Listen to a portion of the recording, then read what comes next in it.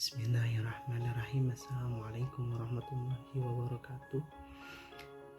Perkenalkan, nama saya Muhammad Fakih. Saya di sini akan menjawab pertanyaan dari soal ujian tengah semester pada mata kuliah studi fatwa zakat. Untuk soal yang pertama yaitu syarat wajib zakat dan syarat sah zakat. Untuk syarat wajib zakat yaitu merdeka, Islam, berakal, mempunyai kepemilikan yang secara sempurna, kemudian mempunyai harta yang baik atau halal, kemudian cukup nisabnya dan cukup haulnya. Kemudian untuk syarat sah zakat, yang pertama mempunyai niat yang bulat tentunya dengan niat yang baik ya. Kemudian tamlik, yaitu pemindahan harta kepada yang lainnya dari harta pencapaian yang pribadi kemudian disalurkan yang menjadi zakat, itu yang dimaksud dengan tamlik.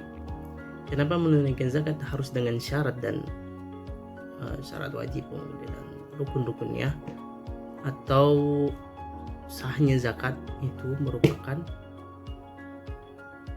harus didampingi dengan syarat wajib zakat. Kenapa demikian? Karena syarat zakat yang paling utamanya itu kepemilikan pribadi, bukan kepemilikan orang lain.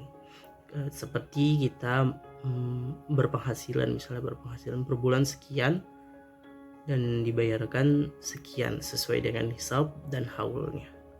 Jika belum dapat nisab, jika harta tersebut yang kita dapat itu belum mendapati nisabnya atau haulnya, maka tidak diperuntukkan untuk daripada zakat tersebut.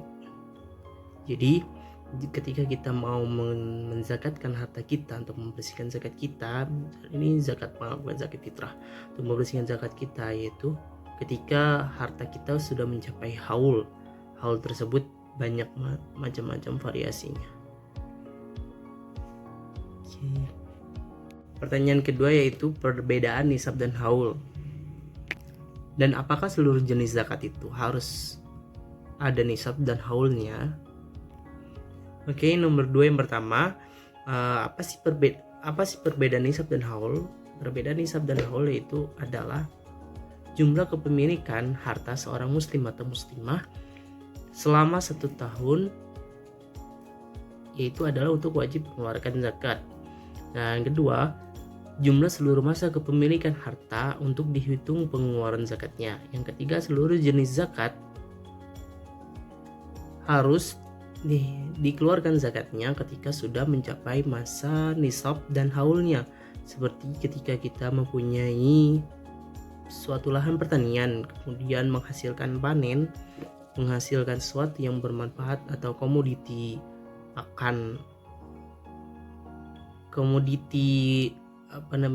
konsumtif yang bisa dimakan oleh manusia, itu wajib dikeluarkan zakatnya ketika sudah mencapai haul atau nisabnya.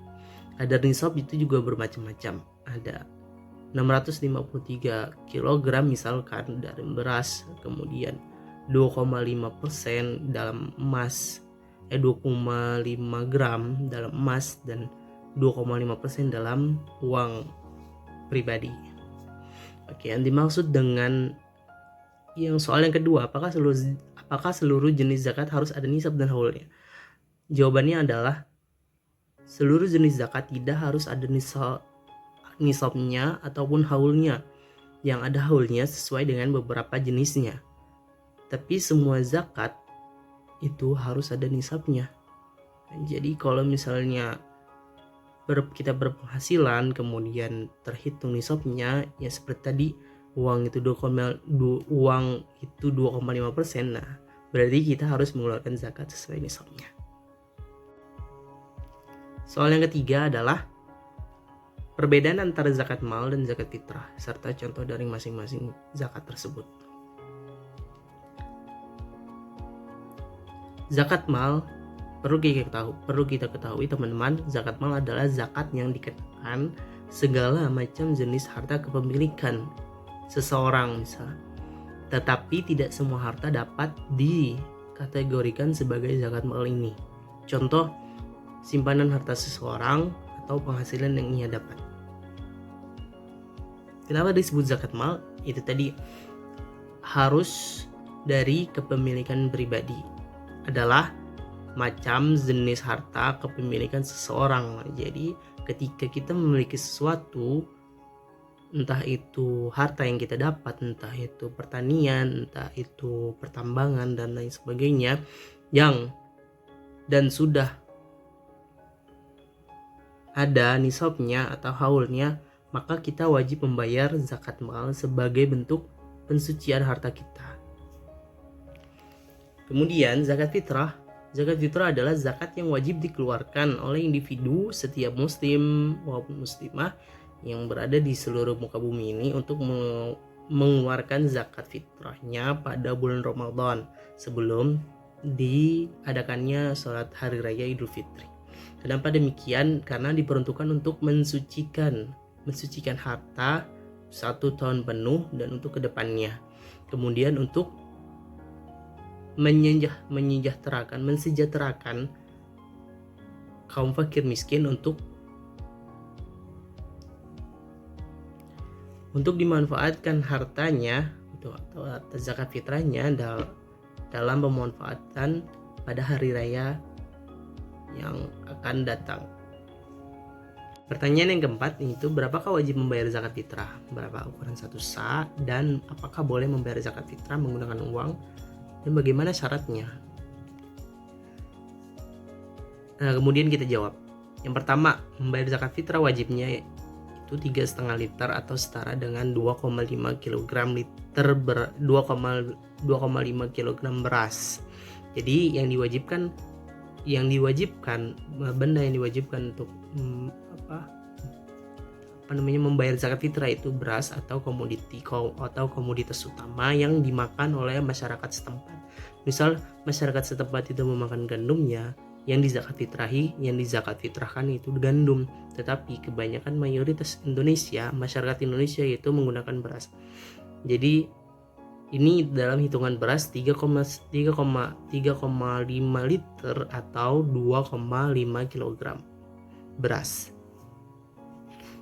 Kemudian ukuran 1 sa yaitu 3,5 liter dalam beras. 3,5 liter 1 sa. Kemudian apakah boleh membayar uang zakat fitrah dengan uang? Boleh, asalkan uang yang dibayar untuk zakat fitrah itu setara dengan harga 3,5 liter atau 2,5 kg tersebut. Jika kurang dari itu atau lebih dari itu, maka lebihnya itu dianggap seperti zakat mal, yang kurangnya berarti itu belum mencukupi syarat wajib zakat fitrah.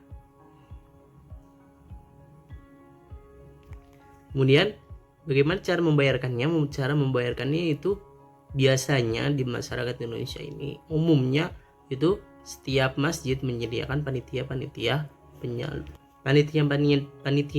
Ramadan yang mempunyai program penyaluran zakat, penerimaan dan penyaluran zakat. Kita bisa membayar zakat di masjid-masjid terdekat dari rumah kita. Pertanyaan kelima, jelaskan jenis-jenis zakat mal yang ada dalam Al-Quran dan zakat mal kontemporer. Jenis-jenis zakat mal yang berada dalam Al-Quran itu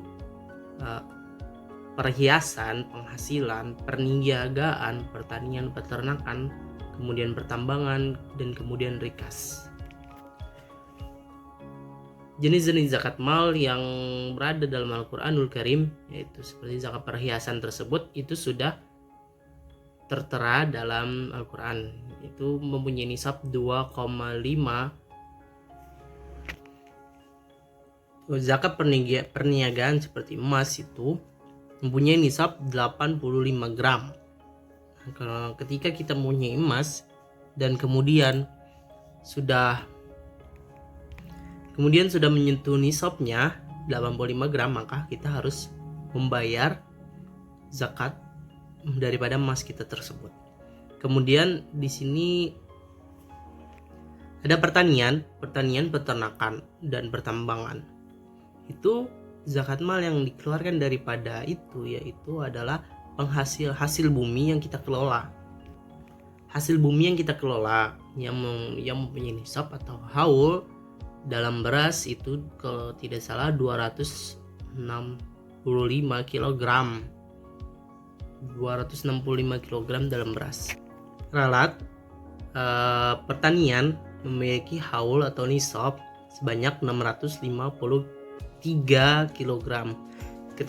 Ketika hasil pertanian tersebut sudah mencapai angka 653 kg, maka wajib bagi kita untuk mengeluarkan zakatnya sebagai bentuk pensucian terhadap harta yang kita punya. Kemudian dalam jenis zakat dalam kontemporer yaitu zakat penghasilan jasa, zakat penghasilan aset yang kita punya, pertambangan dan pertanian. Maksud dari penghasilan jasa yaitu ketika kita membuka jasa misalnya jasa membuat misalnya kontraktor, kemudian kita sudah mempunyai kontrak, kemudian kerja dan mempunyai penghasilan. Nah itu penghasilan tersebut harus dikeluarkan terlebih dahulu zakatnya, baru kita pakai sisanya. Yang keenam adalah jelaskan zakat pertanian, perkebunan, dan kehutanan serta tata cara perhitungannya. Zakat pertanian, perkebunan, kehutanan adalah zakat yang dihasilkan dari hasil bumi yang mana pengelolaannya dikelola oleh manusia sehingga diharuskan untuk mengeluarkan sebagian penghasilan panennya untuk zakat. Perhitungan berpatokan kepada satu nisab, yaitu satu nisab setara dengan satu wasak yang kira-kira sekitar 653 kg dipukul oleh beras, maksudnya disetarakan oleh beras. Nah, cara penghitungannya 5% ketika menggunakan irigasi dan 10% itu murni dari alam. Maksudnya gimana? 5%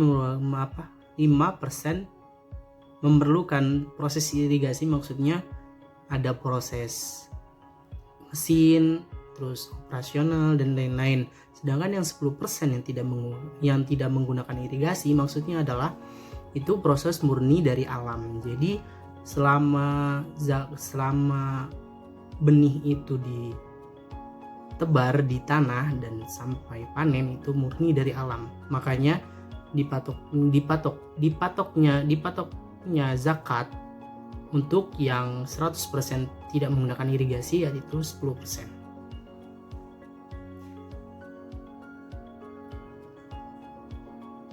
Serta bagaimana contoh kasusnya? Oke, berikut saya kasih satu contoh kasus tentang zakat pertanian dan perkebunan atau kehutanan. Pertama, ada soal Bapak Syaifuddin adalah seorang petani, mempunyai sawah sebesar 2 hektar luasnya.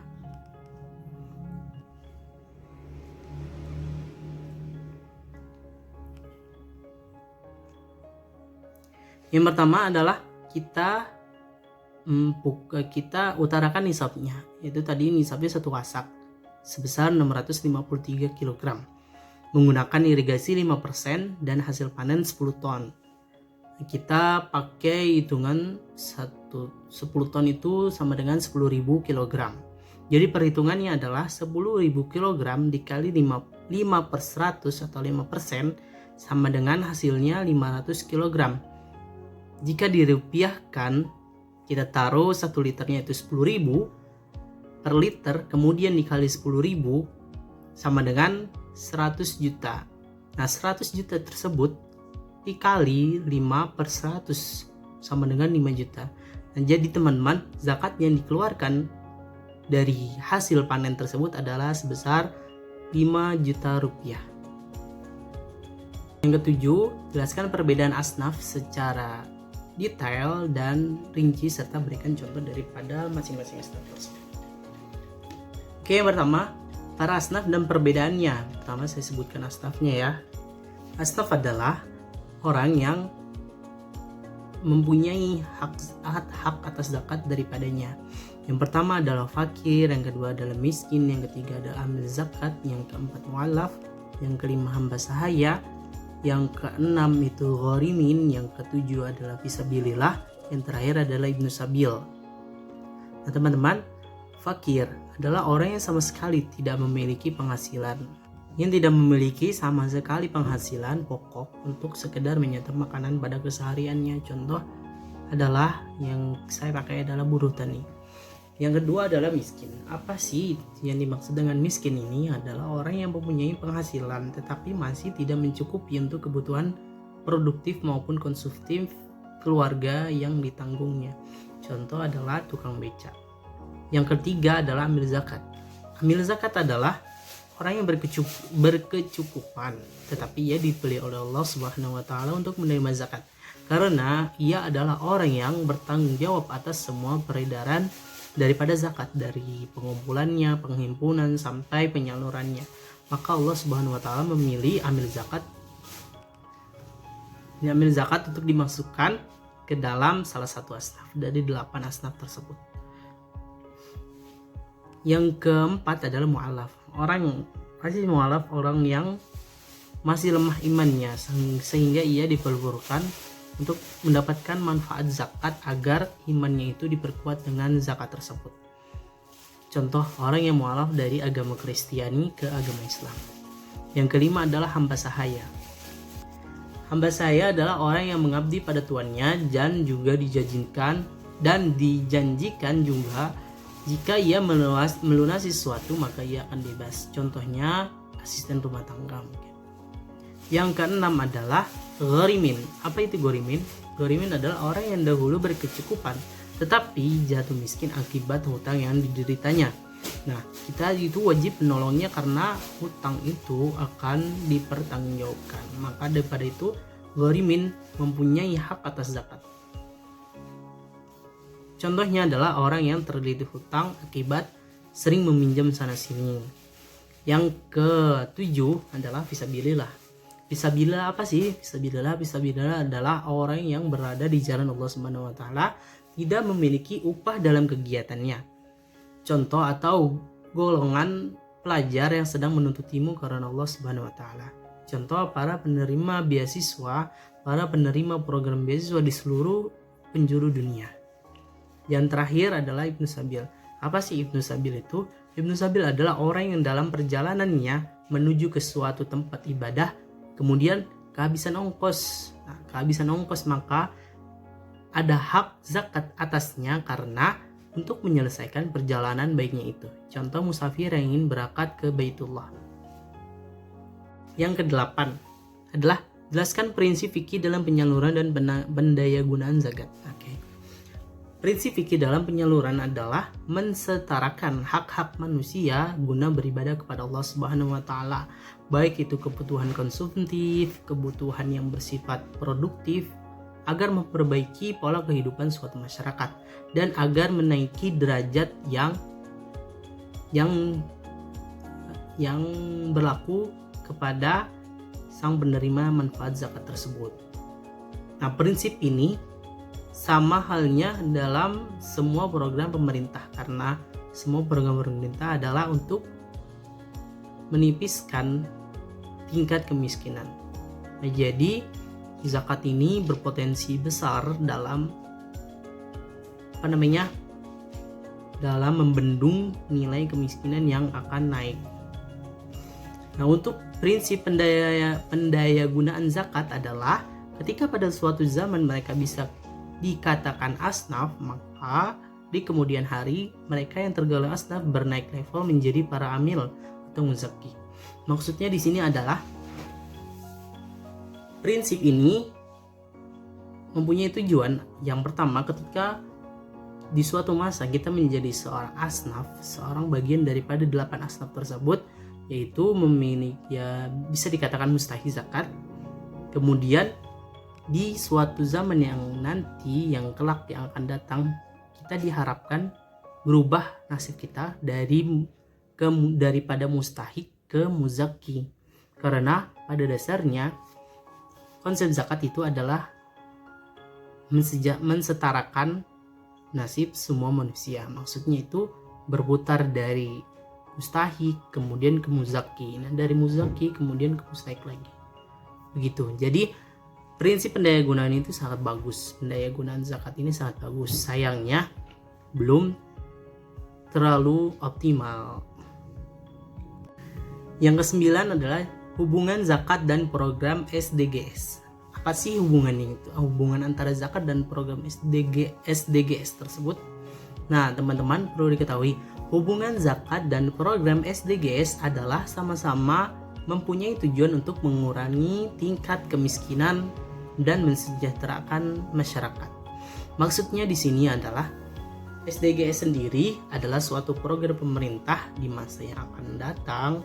Target pemerintah di masa yang akan datang adalah untuk mengurangi tingkat kemiskinan, untuk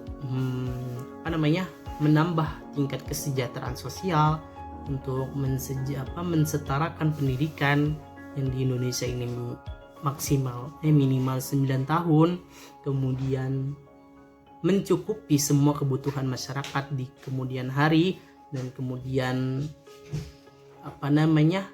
berhak hidup layak serta mendapat layanan yang setara, dari yang pelayanan yang bagus sampai yang normal, dan semuanya disetarakan tanpa ada perbedaan ras maupun suku, yaitu program SDGs. Nah, hubungannya dengan zakat, itu zakat juga mempunyai satu tujuan, yaitu mengurangi tingkat kemiskinan dan mensejahterakan masyarakat.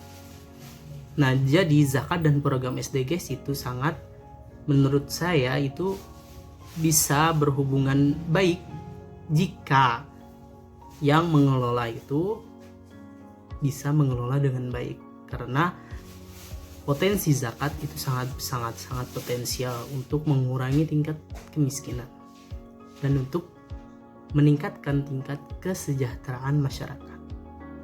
Begitu hubungannya antara zakat dan SDGs. Yang terakhir adalah jelaskan identifikasi mustahik zakat melalui metode had kifayah. Maksudnya gimana? Identifikasi mustahik zakat metode had kifayah yaitu di mana posisi mustahik mempunyai penghasilan yang sudah masuk had kifayah. Maksudnya di sini adalah mustahik mempunyai harta penuh miliknya itu, kemudian bisa dikatakan memasuk sudah had kifayah, yaitu segala bentuk kebutuhan, yaitu premier, sekunder maupun yang lainnya, kebutuhan harian itu sudah tercukupi dan atau lebih dari cukup. Tetapi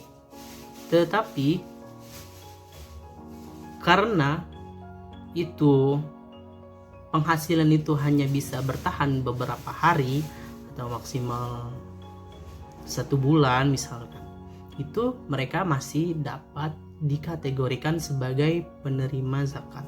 Karena daripada itu, had kifayah itu adalah daripada pembiayaan sekolah untuk anak-anak, terus makan per bulan, makan nasi, makan berkecukupan antara kalori dan gizinya, terus kesehatan, pelayanan kesehatan, kemudian transportasi dari sekolah ke rumah ke sekolah dan lain sebagainya, kemudian pakaian yang layak atau yang tidak bolong-bolong, itu semuanya dihitung oleh had kifayah. Maka daripada itu, ketika suatu masyarakat mempunyai penghasilan dan penghasilan itu masih bisa dikatakan cukup, itu masih dapat dibilang masuk kategori asnaf, tapi dalam segi had kifayah. Sudah masuk dalam had kifayah yang cukup, tapi cukup ini bukan ya yang apa-apa bisa dibeli, itu butuh proses. Nah, itu bisa cukup. Nah, di Indonesia sendiri batas minimal had kifayah itu berada di Provinsi Maluku Utara, yaitu sebesar Rp1.627.422. Nah, jika kita mempunyai penghasilan seperti di atas, itu kita sudah bisa dikategorikan sebagai had kifayah. Ini penghasilan per bulan, bukan per tahun.